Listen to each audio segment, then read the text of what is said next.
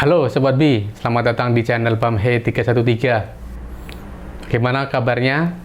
Semoga dalam keadaan sehat dan selalu terhindar dari segala penyakit.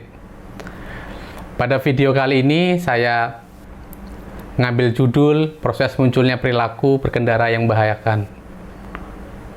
Tentu Sobat Bi tahu bahwa manusia merupakan komponen utama dalam sistem transportasi. Dia sebagai pelaku dan juga sebagai korban juga, ya. Dan berdasarkan data menunjukkan bahwa manusialah penyebab utama dari kecelakaan. Nah, salah satu unsur dari diri manusia yang menyebabkan kecelakaan itu adalah adanya perilaku berkendara. Kenapa manusia berperilaku yang membahayakan? Kita ikuti pembahasannya pada program Binkes, bicara tentang keselamatan.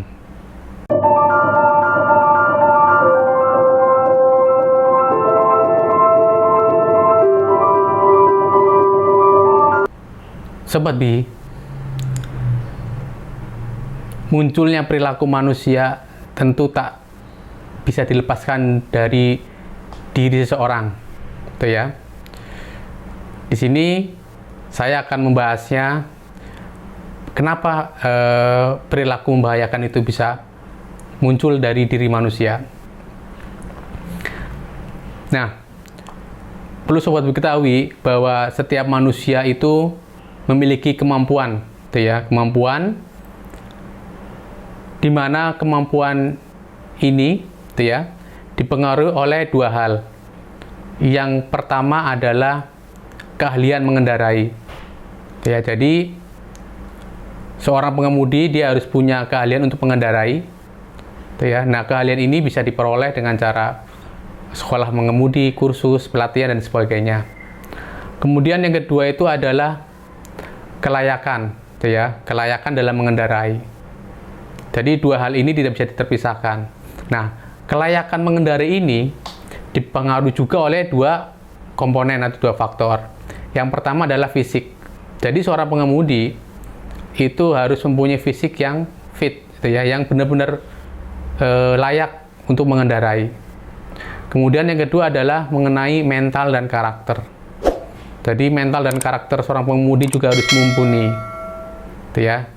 Sehingga dari komponen ini akan menghasilkan sebuah kemampuan dari seorang pengemudi. Namun perlu Sobat diketahui bahwa tidak semua orang atau pengemudi itu memahami kemampuannya, gitu ya. Ada yang tidak mempedulikan tingkat kemampuannya. Ada juga yang dia tahu kemampuannya, gitu ya. Nah, kemampuan yang dia persepsikan itu adalah kemampuan yang tidak sesungguhnya, itu ya. Di sini saya lambangkan PC, kalau yang sesungguhnya adalah RC. Jadi seorang pengemudi ketika dia menilai dirinya, itu ya, maka dia akan dapatkan ada dua kemungkinan. Yang pertama adalah seorang pengemudi akan merasakan dirinya tidak mampu. Artinya gini, PC-nya lebih kecil daripada RC. Padahal kemampuannya segini, tapi dia nganggapnya segini. Ada juga orang yang PC-nya lebih tinggi daripada RC. Nah, ini yang membahayakan. Jadi misalkan ada seorang pengemudi, padahal dia mampu, gitu ya, pada kecepatan 100, tapi dia merasa mampu pada kecepatan 120. Nah, inilah yang dikatakan bahwa PC-nya lebih tinggi daripada RC. Ini sangat berbahaya. Nah, biasanya orang-orang yang seperti ini adalah orang-orang yang masih muda, masih remaja misalkan. Dia kemampuannya sedikit, tapi dia merasa mampu, seperti itu. Nah, proses peduli terhadap kemampuan dirinya, gitu ya, itulah yang dinamakan dengan state awareness. Ya, jadi seorang pengemudi dia harus peduli dengan kemampuannya. Kemudian yang kedua, seorang pengemudi itu harus memahami resiko yang akan dihadapinya. Ya, resiko yang dihadapi itu bisa berasal dari jalan yang akan dia lalui, kemudian lingkungan di sini berarti termasuk kondisi lalu lintas yang akan dihadapi, kemudian kondisi pencahayaan dan sebagainya, gitu ya. Dia harus tahu, dia harus bisa mengukur resiko yang dihadapi. Kemudian yang ketiga adalah dari kendaraan yang dia gunakan. Ya, jadi dia harus bisa membaca seperti itu. Nah, namun dalam proses membaca risiko yang akan dihadapi itu belum tentu sama, gitu ya. Ada orang yang menganggap bahwa resiko itu ya yang akan dihadapi itu lebih kecil daripada resiko yang sesungguhnya. Jadi resiko yang sesungguhnya kan susah dinilai, gitu ya. Jadi resiko yang si pengemudi itu anggap itu adalah hanya persepsinya dia saja. Yang membahayakan itu adalah jika resiko menurut si pengemudi itu lebih rendah daripada resiko sesungguhnya. Itu akan berbahaya. Seperti itu. Nah, kemampuan seorang pengemudi itu membaca resiko, ini namanya risk awareness, ya. Jadi seorang pengemudi harus membaca resiko yang akan dihadapi. Nah, ketepatan dalam menilai sebuah risiko itu sangat tergantung pada pengalaman dia. Semakin besar pengalaman, maka semakin tepat juga dia memberikan penilaian terhadap risiko yang ada.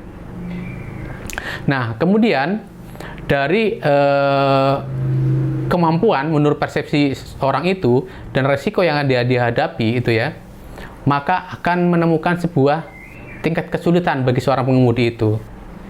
Jika misalkan diperoleh nilai PC lebih besar daripada nilai PR, gitu ya, nilai resikonya, maka pasti dalam dirinya akan mengatakan ini mudah, ini gampang, gitu kan.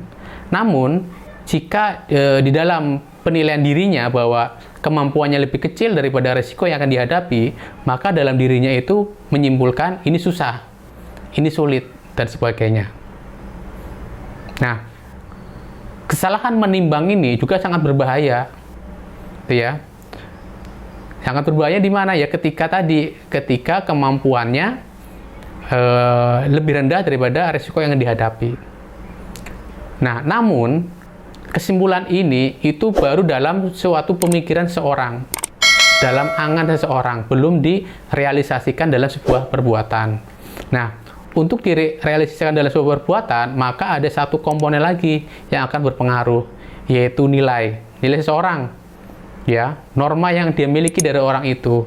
Nah, nilai inilah juga akan berpengaruh terhadap perilaku orang tersebut, gitu ya.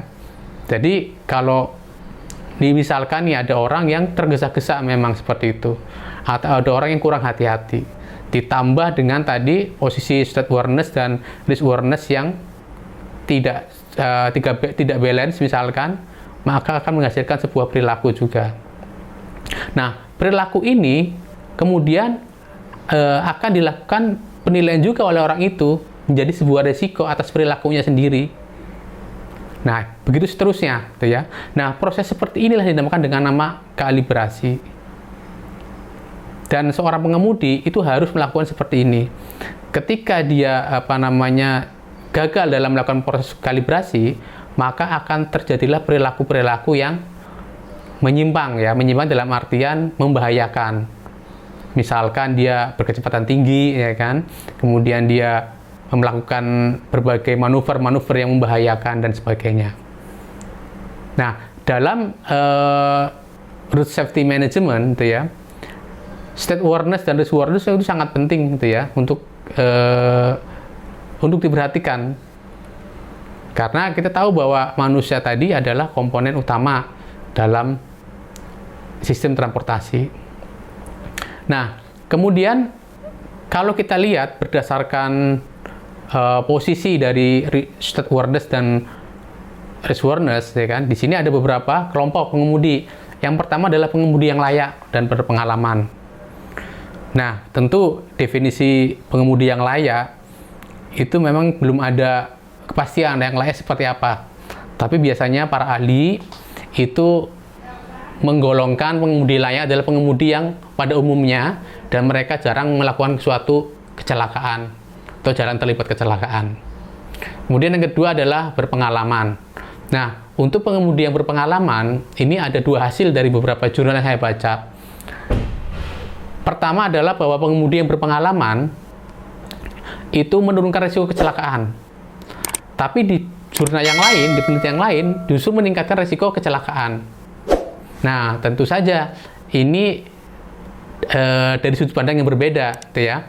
Nah, kalau pengalaman itu menurunkan risiko, karena peneliti ini menilainya dari state awareness-nya si pengemudi. Risk awareness-nya, gitu ya, risk awareness-nya. Jadi orang yang berpengalaman, dia memiliki risk awareness yang tinggi, gitu ya.